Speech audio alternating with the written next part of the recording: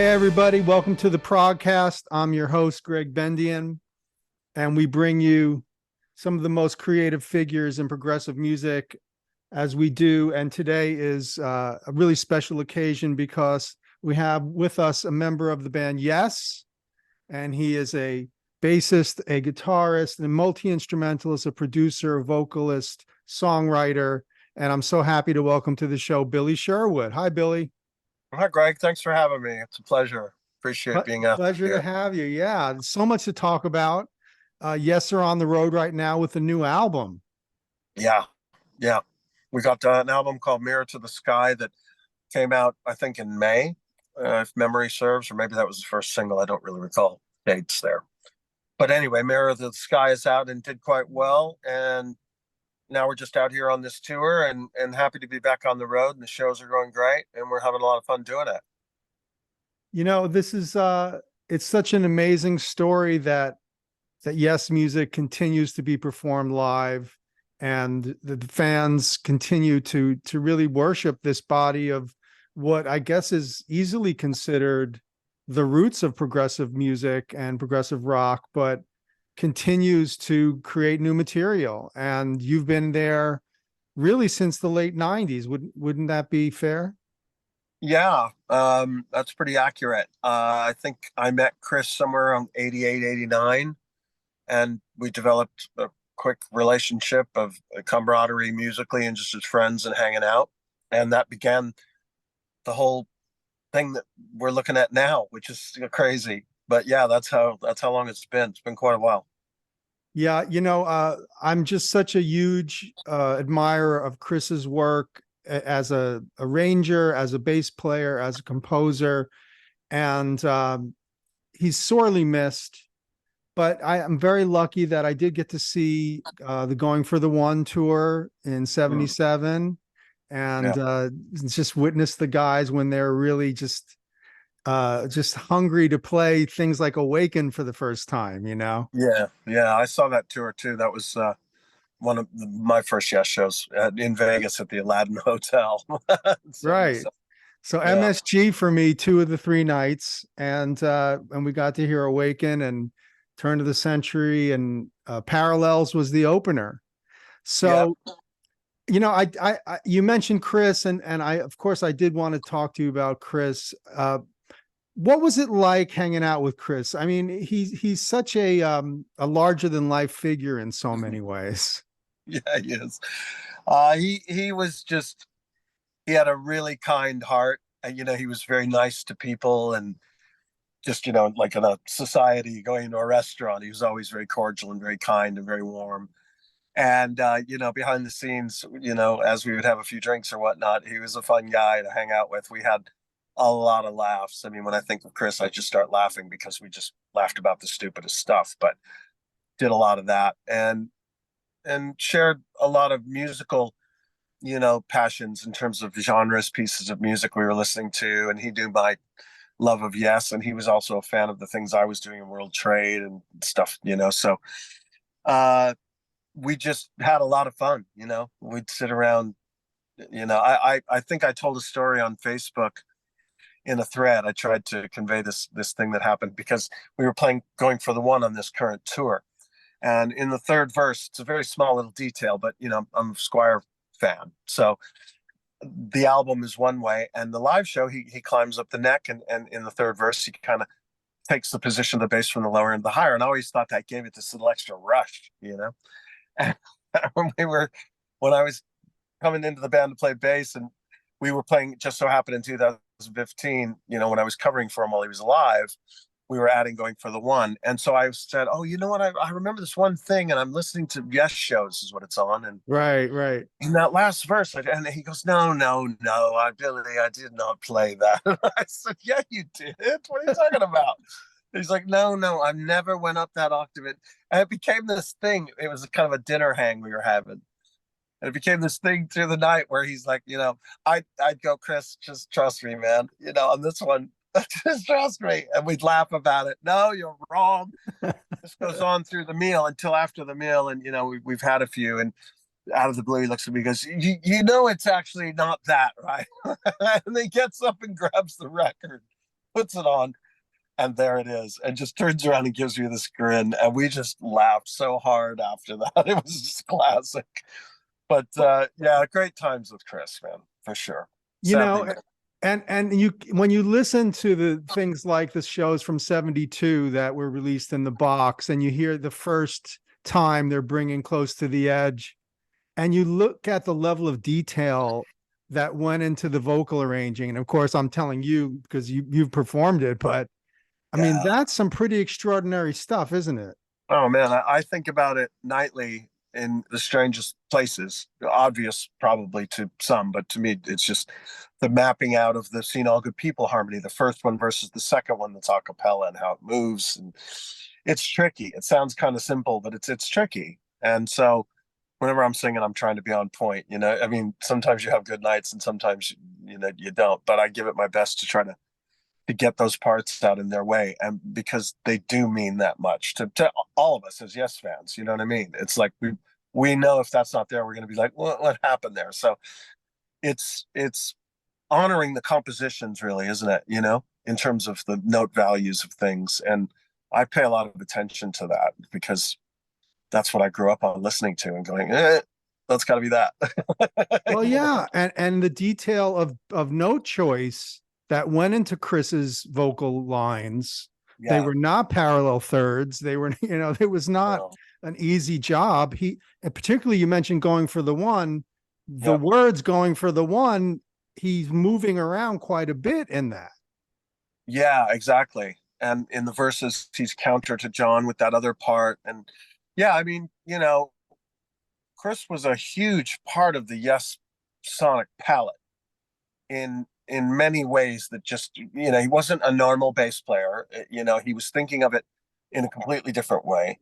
Well, it's a And bass voice in the composition. exactly. And it's played with fire where it needs to be on fire, and it's played with delicacy when it's supposed to be, chill and mellow. And it's the same with the vocals. He had that same approach, that's one of the areas where we really bonded, because I was a huge SQUIRE fan. There was no disputing that. The World Trade album, lots of these background ideas came from two source pools for me that I was super inspired by, which was Fish Out of Water as one, and the other one was just the Gentle Giant catalog, in terms of background vocals. So that's why I knew when Derek Shulman walked into the room when we were showcasing to try to get World Trade signed back in the day, and everyone in the business passed on the band. And then Derek Shulman walked through the door. I was like, we may have one shot at this. I think he's going to get it. And he did, to his credit, No, that's Derek's incredible. Derek's the one who introduced me to Kris. That's how I met those guys, because I was on Polydor Records where Derek was. Long story short, Derek leaves, becomes president of ATCO, where he's with Kris without John Anderson in the band, and they want a lead singer, blah, blah, blah. And that starts the whole thing. They wanted me to be the lead singer. I said no, but I want to be involved. So if you ever need me, give me a shout, that kind of thing. But Derek was an integral part of all that, which I found fascinating, because those components were such a big part of my vocal trip. And Kris knew that. And we would bond on singing. We did a bunch of recording in the studio outside of Yes with Conspiracy, where we worked really ornately, I should say, on the harmonies and stuff. And it was always really cool to work with Kris in that capacity, because he had that voice that I really dug, and he had the sensibility to come up with parts that were everlasting and just cool, for the lack of a better word. How was the process of him coming up with parts? Were there main lines, and then people went off and worked on counter lines? I mean, it was funny because he would, the song "The More We Live" that's on the Union album, right? Yep. So it's built around this keyboard phrase that goes, it's like a sus chord, right? Right. It's like a sus and then a two chord. It's going back and forth. And he came to my apartment then in Sherman Oaks, and I had my little studio set up, and he goes, I got this idea. And he just played those two chords back and forth in a way where it laid out the verses the way we know it. We didn't have the B section, but he had the music in his head to those long verses that happen. But it was really just these chord progressions. And so when he left, I thought, what am I going to do with this? I don't know what to do with this, And then I sat around for a while, scratching my head with it. And then I kind of came up with this concept of the sort of question answer thing, and the lead vocal, you know, the answers, the more we this, the more we that, the more we the other. And I had a sketch of it on it, and then I took it back to Kris. I said, what do you think of this? He went, oh my God, I love this. But what if these vocals did this? And then we started getting into these details where I was like, okay, cool, we're on to something. And then I said to him, it needs to go somewhere else. We need like a release section, of sort of away section from this one. And we came up together with the, you know, cast away doubt and sorrow, that whole turnaround thing that leads you back to the chorus.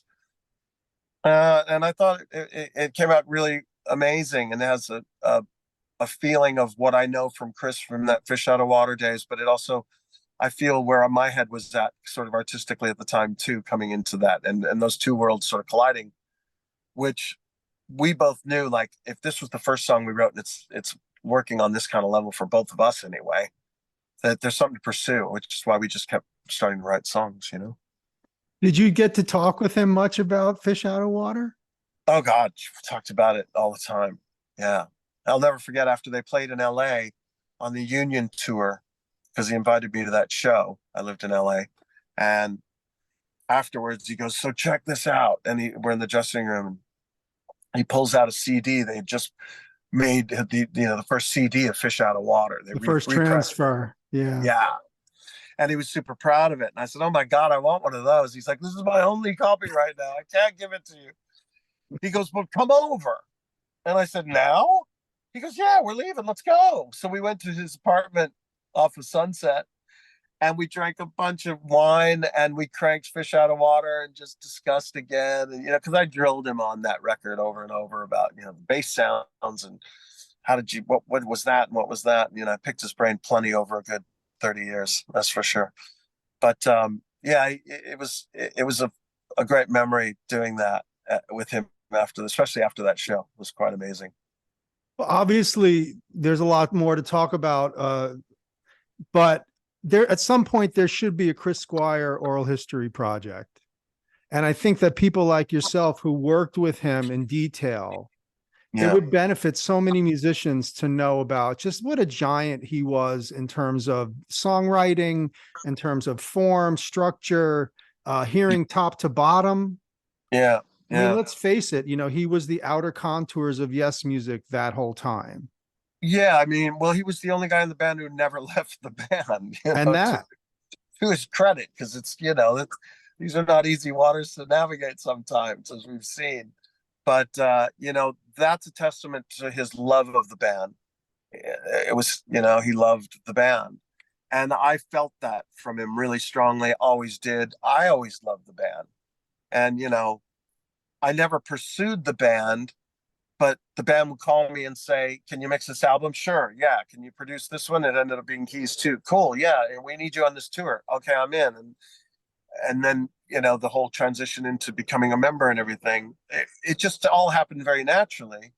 And, you know, but Kris was always the sort of guy who was gluing everything together through all those transitions of all those things, you know? Yeah.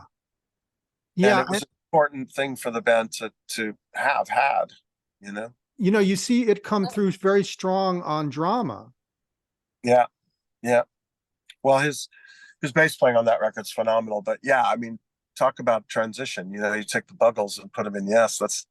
That's a major transition. But I dig that record. I mean, I'm one of these Yes fans who I accept it all under one big umbrella of music. I don't really compartmentalize and this guy, that guy, and favorites this and favorites that. I just listen to the music, and I dig listening to our song as much as I dig listening to Siberian Katru. You know, it's all Yes music. So there's a spirit that transcends those dividing lines for me.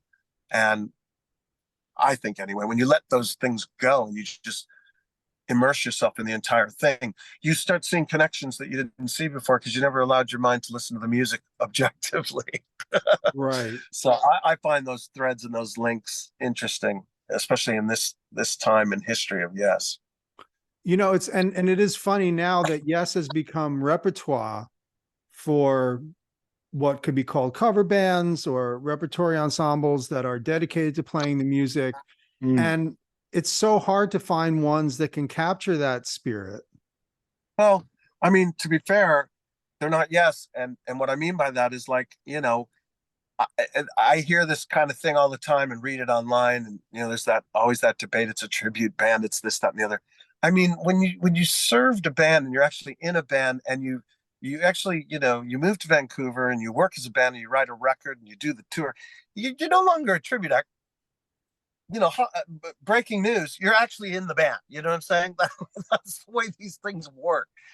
Then there's other musicians who just love that music so much that they gather and they just want to play that music to the best of their ability and do it. Yeah. And God bless them. Why not? But that argument of trying to contrast and compare, just for me, it just falls on I don't get any of that logic. But the spirit that you're talking about, I mean, that's what I need to feel good about getting on stage. If I felt at all that spirit was missing and that it's being faked and it wasn't real and it wasn't coming from a place of passion and genuine love of the music, I wouldn't want to get on the stage. It's just something I wouldn't want to do. So in my heart of hearts, I feel good knowing that we're pushing forward, and as strange as it was for me to meet Kris all those years ago, and things have evolved to where my hero asked me to replace him. He wanted it to go forward as well. And Alan shared that same feeling, that's how much they love the band, that it's like, just keep pushing into that wind that we started all those years ago. And it's a tradition at this point. And so, it people is. are going to say what they want to say, but the genuine article is the genuine article. That's, when you actually make records and you tour with the band, the record you actually wrote, you're no longer a side guy working the project on weekends. It's your band. You've dedicated your life to it. You know what I mean? Well, I go back, as I told you, to mid 70s with music. And I was thinking, when I was getting ready to speak with you today, I was thinking about The Ladder and how much that blew my mind when it came out, and Homeworld and Lightning Strikes, and just so much shit on that album that's slamming. Yeah. No, I'm very proud of that record. And it represents a really interesting time in Yes history with a very unique lineup, because, there were 6 of us. Yeah. And I was playing guitar. I mean, when we're on tour right now and we play a track from that record called It'll Be a Good Day, which is feeling really good on stage.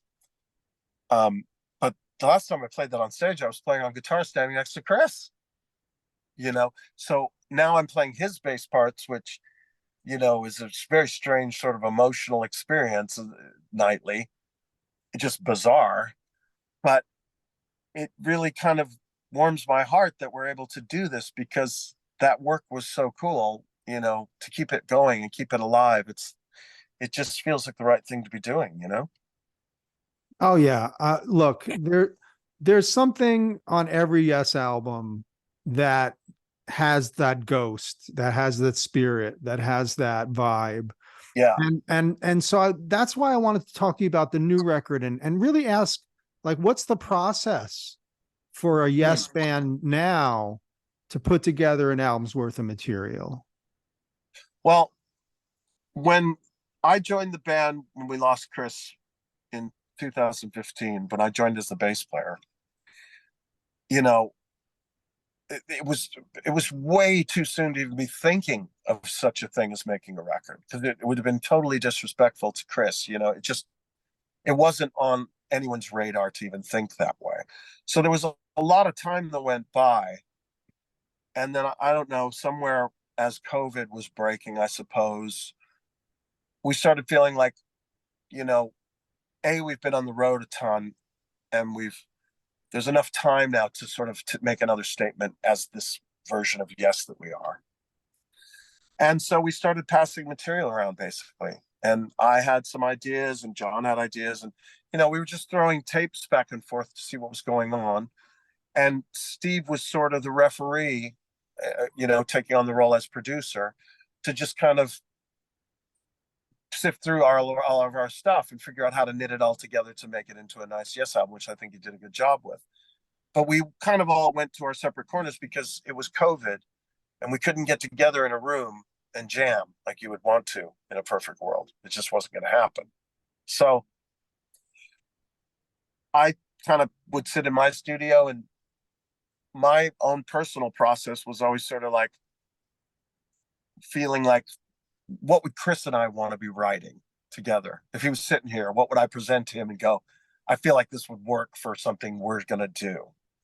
And, you know, one of those things was the Western Edge on the Quest.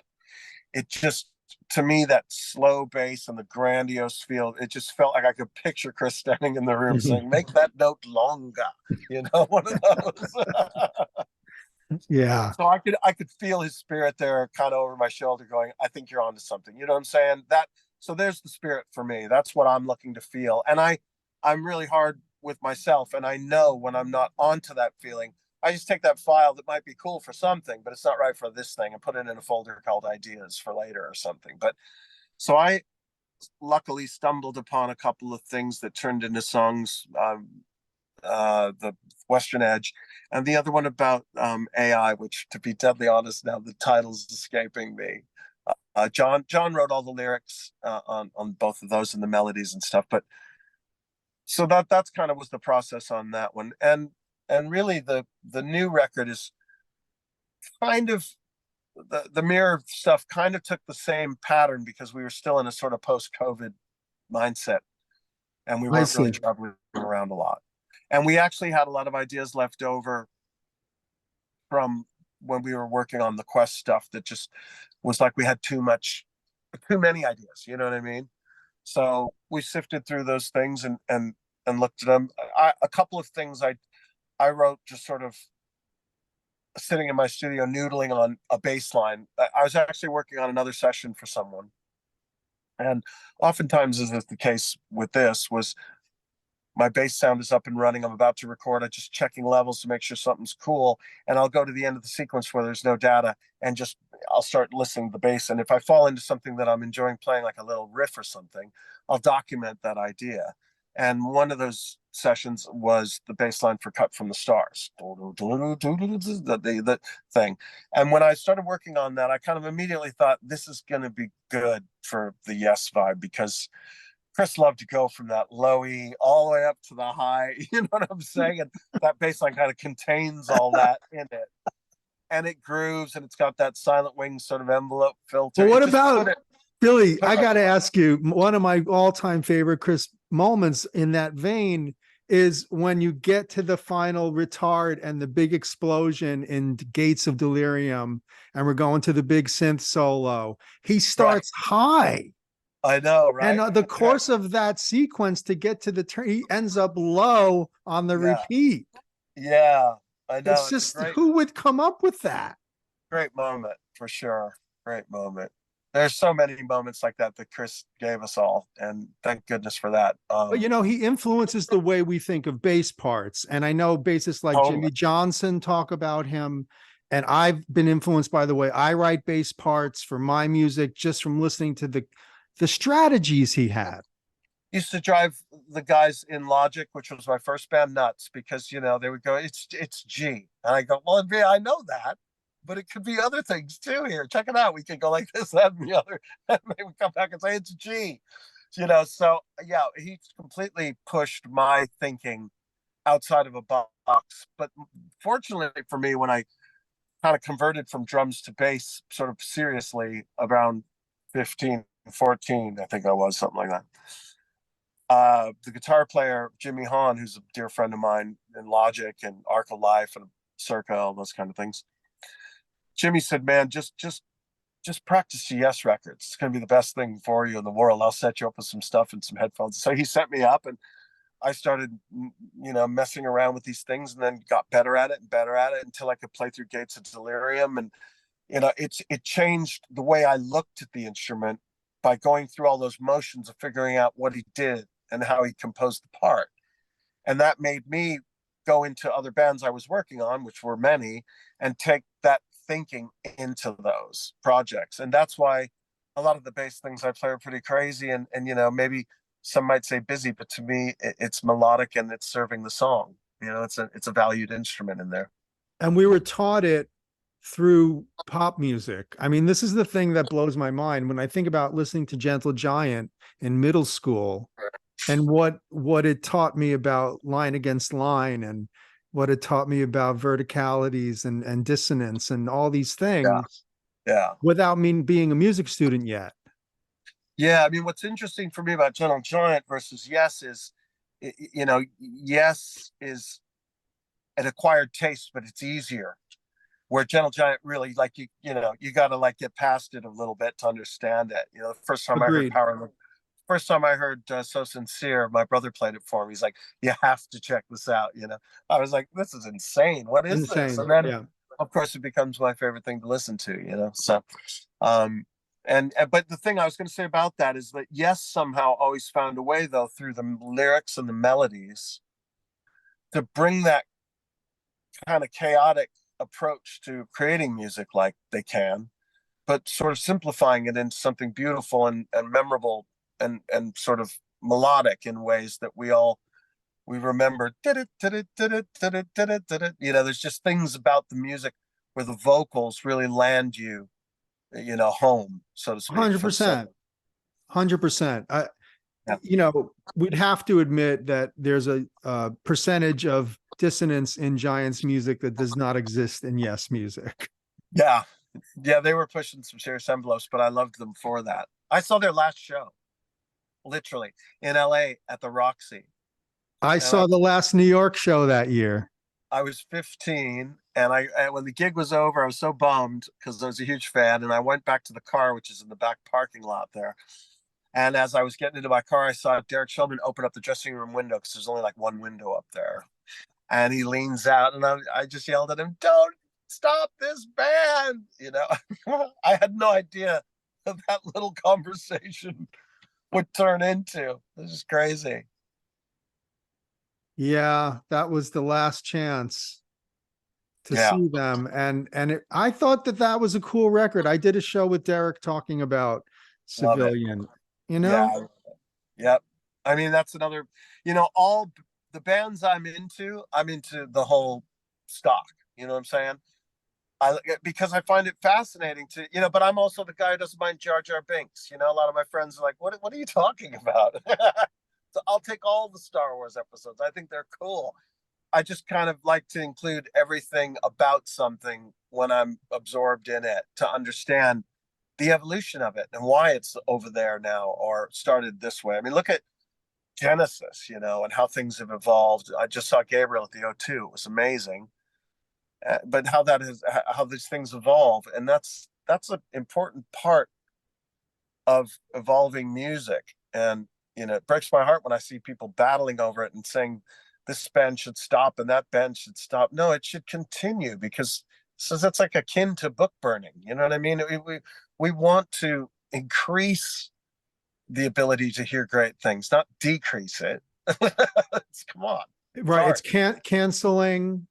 And there's just so much judging, but really what's going on here is that if you follow an artist like Bjork, if you follow an artist like Peter Gabriel, if you follow certain artists, you want to see where they're going to go next.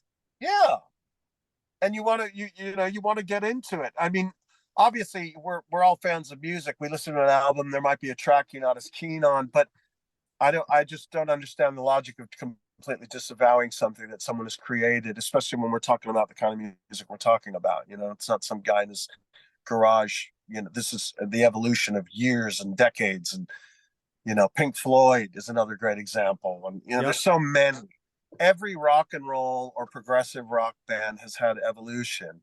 And it's a beautiful thing. It's not a negative to me, I mean, I was heartbroken when we lost Jocko, because he was one of my favorites. And then I saw the next lineup, which was with Omar on drums, and I forget the bass player now. Victor Bailey. Yeah. And, Procession. It's like one of my fave Weather Report records. And I put it in the same genre on my iPad right next to, Mr. Gone. So I don't know. That's just me. I listen to it all. It's not just you, Billy. It's me. I think it's more of us than we care to know about, actually. Well, for instance, anything. like you can love the Jan Hammer group, and then people get all kinds of feelings about the Melodies album. But I love the Melodies album, and I love. It's weird for me. It's like, sorry to interrupt, but you just reminded me of something. My favorite Tull record is the general fan base's least, and that is A. That's A with Eddie Jobson and Mark Craney. Good choice. As for me, it's phenomenal. Yeah, and, because I'm also a huge UK fan, and that's the year before. Yeah, I saw that tour when they were together. Yeah, so did I. And so when I heard that record, the way I still listen to it, man. We were just listening to Protect and Survive the other day on our way to a gig. Jay and I, because Jay's a fan as well, the drummer, and yes, yeah. Stormwatch is no joke either. Oh, I love Stormwatch. I mean, I dig it all. Again, it's not like I'm trying to say one's better than the other, but as my personal fave out of a catalog, not to dispute any of the other stuff, A has always been like, wow, that's my go-to. It's just so much sound. Craney's off the chain. Craney.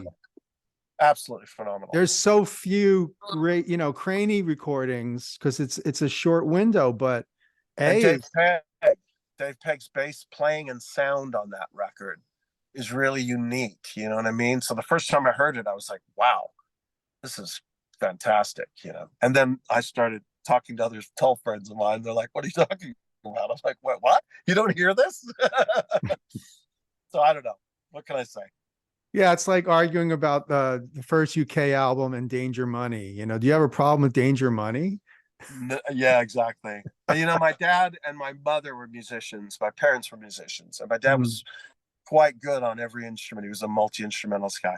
And, when I was very, very young, I remember him coming into the room because my brother's was older and, he's got his record collection. I didn't. But I was sitting in the room and there's a record player and Dad comes in and he sifts through the records, grabs one and says, Billy, I want you to listen to this. It's not going to probably mean anything to you now, but believe me, later in life it will. And he puts on Antonio Carlos Jobim record and plays me Wave, Girl from Ipanema, all these classics. And I just remember sitting there going, this is different because, I'm not listening to this. I'm listening like Earth, Wind and Fire at this point and stuff. But this is amazing. There's something to this. And then I forget about Jobim for years until I'm sort of probably about 25, 26, whatever. And I remember it comes into my head, oh, Jobim, I should listen to some Jobim. And I put the record on, sounded amazing. And I just got fully from there into it and just fell deep into the hole.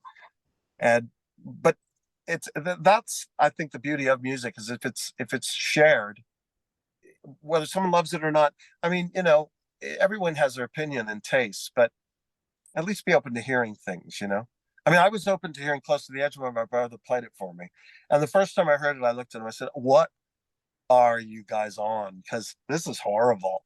I don't, the intro with the guitars and everything, sure I did not get it.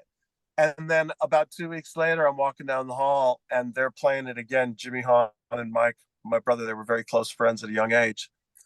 And they're playing Close to the Edge. And as I walk by, I'm like, wait, there's something about this. Hang on a minute. I open the door, like, can I hear this again? They put it on. And then from that moment on, done. Yes was my favorite band from that point forward. So point being, sometimes you hear things that are a little strange on impact, but give it a hot minute, you know what I mean? And less of the judgmental stuff and more of an open mind, and your world just opens up, I think, Well, and your career has demonstrated this. I wanted to tell you that, the amount of repertoire that you've dealt with, if in terms of Jeff Beck, which is something that I'm also dealing with the Mahavishnu Project. We're playing Jeff Beck tribute stuff now. And just the idea that all of this music is part of a piece. You and I are around the same age, a couple of years apart. So you're 36, right? Exactly. So coming up at the time that we did, we were spoiled. I know. We were so spoiled. I know. Everybody played their instrument. It wasn't coming out of a Mac sample. It was like actually had to be done by hand. Or how about just the reach? the experimentation, the spirit of Yeah, that. I know. And those times are gone, but by the same token, it's still out there in a different way, bubbling under, because now young musicians who get together and just want to go for it, they have a vehicle to get their music out through YouTubes, and so they could actually promote their trip. And if it catches on, you know what I mean, it starts lighting a fire for them. But yeah, it's different now. But yeah, we were lucky. We had, I mean, the pool of wealth of music that was created during those periods, and those are the ones that we still hear and that we go back to, for a reason, obviously. I mean, you worked with Paul Rogers. Yeah, yeah.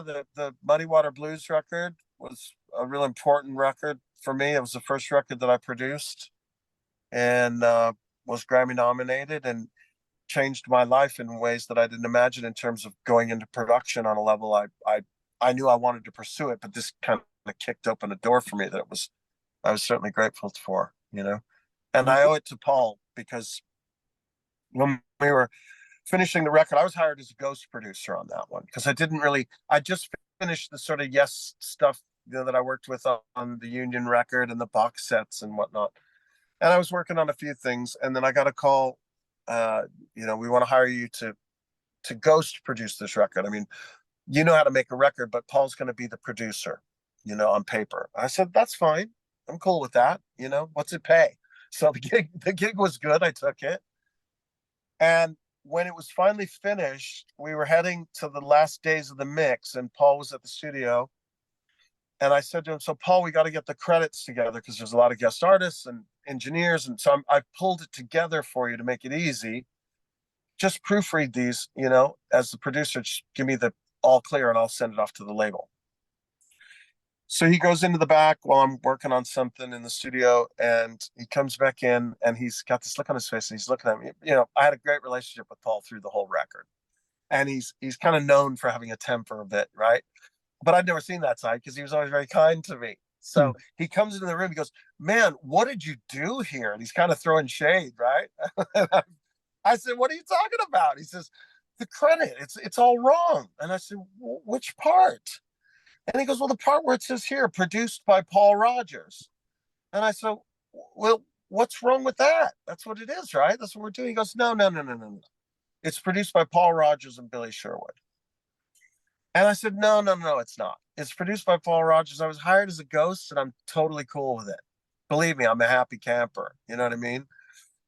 And he says, no, I want you to change it. And we had a little funny banter back and forth. And after the fourth time that I told him we don't have to change it, and he said, nope, change it, I just thought, I'm not going to mention this again. This is fine. So I went back in and changed it. Brought him the paper again. It says produced by Paul Rogers and Billy Sherwood. Goes out to check it. Comes back in again. And he gives me an attitude again. He's like, you still got this wrong, man. And I said, what are you talking about? He goes, my name's still on here. And I said, what? We're doing this together. I mean, I wasn't supposed to be doing it in the first place. He goes, you did this record. You've done all the work. Take the credit. I'm the singer. You're the producer. And I said, no. And we go back and forth. And again, until like the third or fourth time where I say no. And he goes, take it. I said, okay, I'll take it. And that changed my world. And Paul sort of made me a producer right there, in terms of like, in LA, needing a reputation, of an album that was substantial to do something with, to do future gigs. That was a turnkey moment for me. And I really do owe it all to Paul. I'll never forget that for that, Yeah, for sure. Good guy. The greats, those are the greats. Yeah. And sang such amazing stuff on that record. It's crazy. Crazy good. So tell me about the current show and Mr. Steve Howe. We're just out here doing a combination of material from some things from Going for the One, some things from Tormato, and we're playing also a track from the new record, Cut from the Stars. And we've actually been rehearsing the song All Connected a bit in sound checks to get that into the show as well. And then we do this sort of Tales medley, if you will, edited kind of version. I mean, Tales is 4 songs, and each song is 20 minutes long, right? So there's no way we could do that and go out. So because it's the 50th anniversary of the record, Steve came up with this concept of putting this together in this particular arrangement. And we all learned it, went to our corners and got our worlds together, came together and started rehearsing, and it's working out quite well. It's a very interesting thing to play, especially for me, because Tales is my favorite of all the Yes records. And, I know it like the back of my hand. So when these corners happen that are sort of edited, we made them work, and musically they work almost to the point where that would have worked as a piece originally. But we all know that, it's edited. So it's kind of a bit like watching Star Wars, and right when, Vader says, Luke, I am your, you cut to the Ewok village. It's just a completely different left turn.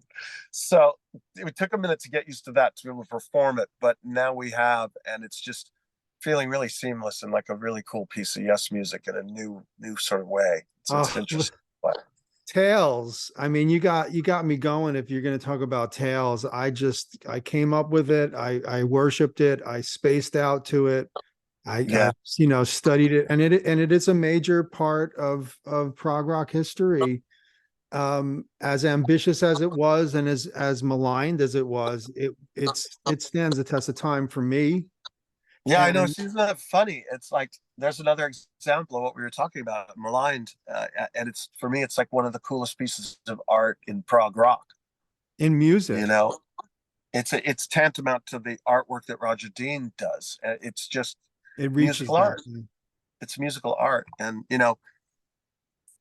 even the guys in the band had issues with it. I used to talk to Kris about it, and he was like, it was Tales. You know what I mean? But did Kris care about some, because there's such great Kris moments on these first two movements in particular. Yeah, I know. I mean, I think I know that, Kris had passion for it, but each album, I've come to know this as a member of the band, each album that's made, there's a creative process that creates little moments as you're trying to get to the end game that leave these memories in your mind, and it has nothing to do with the music. It's just band and band politics. And so you view that bit differently than that bit. Oh, that's so interesting. I mean, I've experienced that in every band. Yes, it's not sure. But Yes is just really good at it. You know what I'm saying? That's so true, man. I have my own memories of that kind of thing now. I could say safely. So, but the record, it stands the test of time. I mean, you still put it on today, and there's nothing like it. It's totally unique. Love it. It is. And I have to tell you, when I got a chance to talk to John Anderson during the Anderson Ponte tour, I said to him, John, I didn't miss this. I noticed that in 1973, you went out and you played all of Close to the Edge, took an intermission, came back, played 4 movements of Topographic Oceans, left the stage, came back for Roundabout Good Night. And we're laughing, and he says, well, nobody told us we couldn't do it. I know. I love that. I mean, I love that sort of, it's just art coming at you in a way that is really bold and takes some conviction. But on top of that whole thing is these guys who play music really, really well and created some parts that are really unique. I mean, some of Kris's coolest bass lines are on Tales, I mean, there's just so much to it. And Fretless. There's Fretless on there. Yeah, for sure. There's all kinds of textures going on there. And, it was definitely an important record for me to get immersed into. It's the explosion of their vocal arranging skills. They take everything they've done before, they explode it into this whole new level, which is, it's then going to get moved into another area on Relayer. Yeah. But I mean, the Relayers, to me, sort of where they almost were going into a fusion lane, and which I dug a lot. Yeah. Because at the time you had like Return to Forever and Mahavishnu and these other fusion bands out there, and it just kind of leaned that way for a while, which I dig about it. It was really, really quite cool. I mean, I love that record too. Yeah, I'm playing with Rachel Flowers this week on Friday at ProgStock, and cool. Patrick Moraz is going to be there, so it'll be interesting to see Send him him. my regards. I sure will. Both of them, yeah. Oh yeah, yeah. We're doing Mahavishnu stuff with Rachel, and then we're going to do some Jeff Beck stuff with her, and then we're finishing out with Carnival 9 with Michael Sadler coming out to sing. Oh, cool. So, again, that idea of like play this music Yeah, for people now. yeah, You exactly. know, Yeah, I mean, the fact that people want to play it is great, and it just keeps it alive. You know what I mean? it is. It's great live. It's better live. You Yeah, want and to hear yes notes hitting you live off the exactly. stage. Well, there's an energy that comes off that stage that is unique and just permeates the building. I mean, I see it every night, and it's interesting. For example, last night, everyone's seated in their seats and digging it, and then when we get to that sort of last song encore bit, people kind of come up to the front of the stage, and in front of me is very young people, and I can say that now as an old guy, which is kind of scary for me to admit, but it's true. And I look down, I'm like, this guy can't be older than 19 or 20 years old. He brought his buddy, they were digging it, and there's this person and that person, and it just inspires me because it's like, there you go. This is what I'm talking about. This is the next gen of carrying on this tradition, because it's all well and good to have a band, but if the fans are not helping bring that legacy and carry it on, and it's I think, yes, unlike a normal pop band per se, has the ability to keep regenerating itself in new fans, because the music's there to just dive so deeply into that. If you're into music, someone turns you on to Fragile, it's going to change your world. You know what I mean? Especially if you're a muso kind of fan of stuff. So it's very inspiring to see.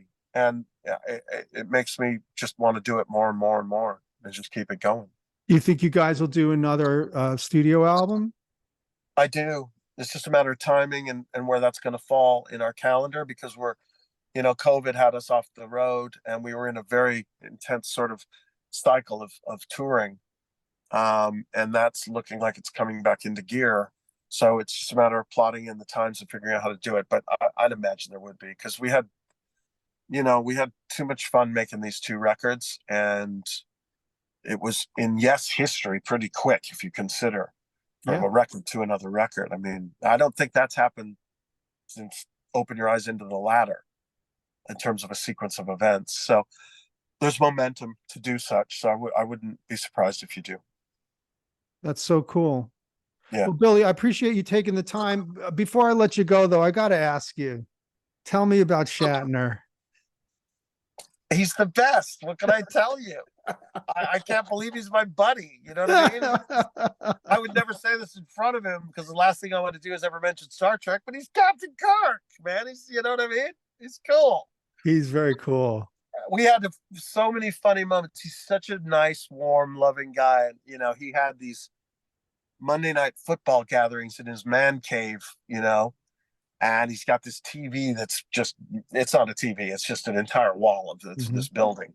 So the players are massive, and he throws these parties, and I would go, he'd invite me. I went to a lot of them, and I'd just be standing there minding my own business, with there's Dwight Yoakam standing over there, and Henry Rollins is there, and it's this guy and that guy. It's just a who's who. I'd just be tripping.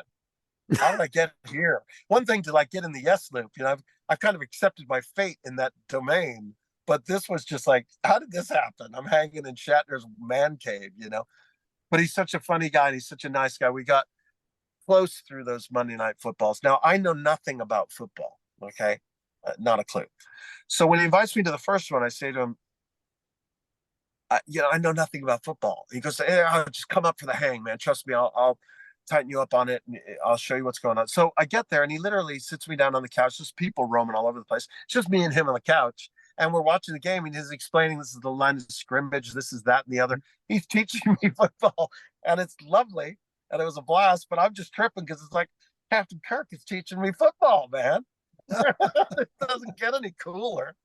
Now, is it true? Check this out, though. Check this out. So that is like the context, right? Fast forward to many years later, and I'm on the road with Yes. I forget where we were, but the second Star Trek was coming out, right? New I forget next what. gen.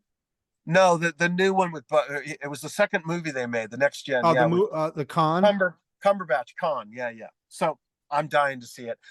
I got a night off. I'm by myself. I go to a movie theater, get my popcorn, got my all my stuff, and I'm sitting down in the movie. The previews roll, and I'm about to shut my phone because you're supposed to, kind of keep it quiet in the theater. And just as the Paramount logo for the Star Trek film is starting, and you know how the stars come in and they fly around the, Yeah. so it's flying around the thing. And just as that happens, my phone rings and I'm thinking, oh no, these people behind me are going to be pissed. And I fumbled to turn it off. And you know how you can see who's calling you, right? So I've got him in my phone, not a Shatner, it's Captain Kirk. I would never tell him that, but it's just Captain Kirk when he calls. So I'm sitting and this film's about to start. And he's calling me in the theater. I pick up the phone. He goes, what are you up to? I said, this is the weirdest thing I've ever experienced. He says, what's that? I said, I explained, I'm about to watch the film. He goes, oh my God, but I hope you enjoy it. Call me later. So I call him later. And I said, what's up? What did you want to talk about? He goes, well, he needed to talk to me about something. We were doing, I think, something with the Ponder the Mystery record.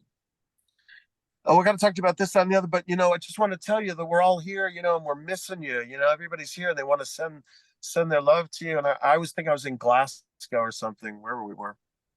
Oh, okay, cool. Thanks, man. Well, yeah. And, everybody says hello. And I said, cool. So send my love to everybody and tell them I would love to be there and be watching the game with you guys. And he goes, Billy, didn't I teach you anything?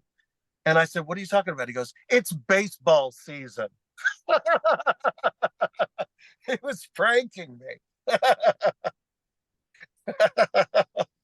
Now I know he's a musical cat. We all know Yeah. that you've been paying attention since the 60s, but I Yeah. want to know, like, to what degree is he a progger?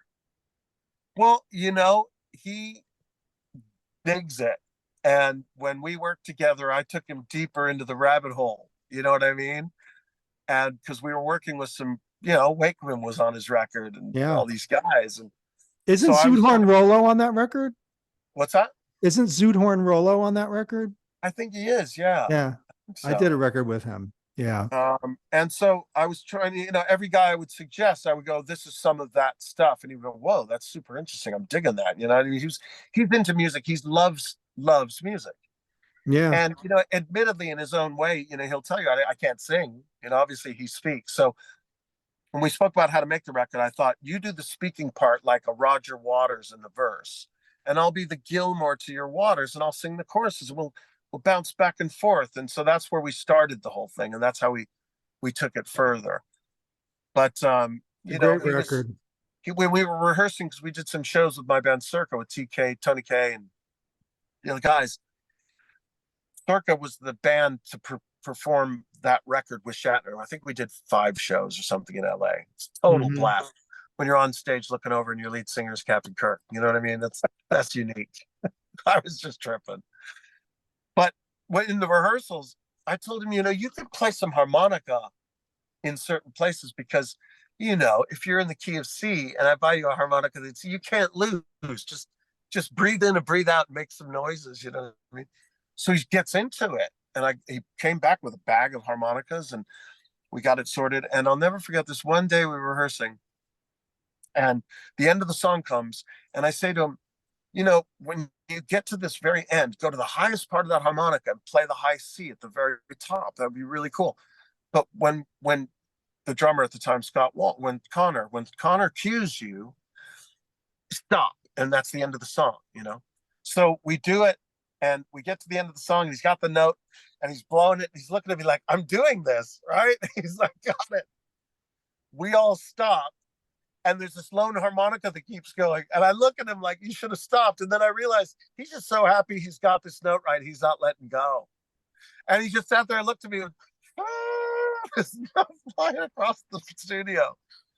And just an incredibly fun time with him. And I miss the hang. We were hanging a lot, but I don't live in LA anymore. So yeah, not as much as I'd like. But a lovely guy. Lovely guy. That's fantastic. Well, I hope you'll get to do more with him. Me too. Billy, so much to talk about, but thanks for taking the time. It's really been a pleasure. Right on, man. Well, I appreciate it. And thanks for having me. I hope you had fun. It was fun to do. Yeah. Where can people find your website? Well, I mean, I'm on Facebook as Billy Sherwood, and you'll see an icon of me playing bass with Kris behind me. I kind of leave that up in honor of Kris. Can't miss it. So I'm on there. That's kind of the main. I don't really do Twitter and Instagram and all that stuff. I just kind of resign myself to Facebook, and that's kind of that. But you can find me through there or yesworld.com. Of You go course. there. They have more data on where I am than I even know where I am. So if you go onto my page, there's just tons of stuff to click on.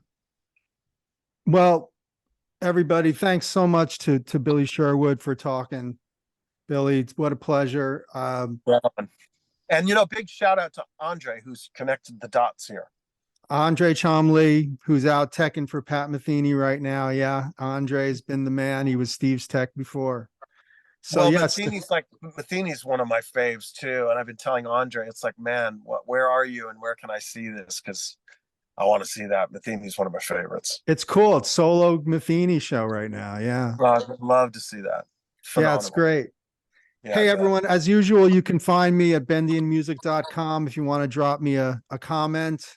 We get a lot of nice warm messages and good feelings from you people for supporting what we do. We really get into it here at the ProgCast. Hit us on Patreon, subscribe, and we've got a lot more coming this year. So 100th episode's coming up very soon. Thanks, everybody. Thank you, Billy Sherwood. Good night, everybody. Thank you. Cheers.